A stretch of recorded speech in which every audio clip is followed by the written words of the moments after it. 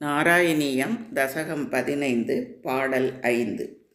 மம குணகணலீலா கர்ணனை கீர்த்தனாத்யைஹி மயி சுரசரிதோக பிரக்யசித்தானுவிருத்திஹி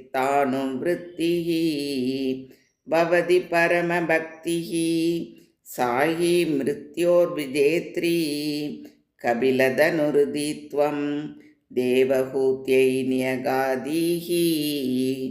விளக்கம்: என்னுடைய குணகணங்களையும் லீலைகளையும் கேட்பதாலும் கீர்த்தனம் முதலியவைகளை செய்வதாலும் என்னிடத்தில் கங்கையின் பிரவாகம் போன்ற சித்த விருத்தியுடன் கூடிய உத்தம பக்தி உண்டாகிறது.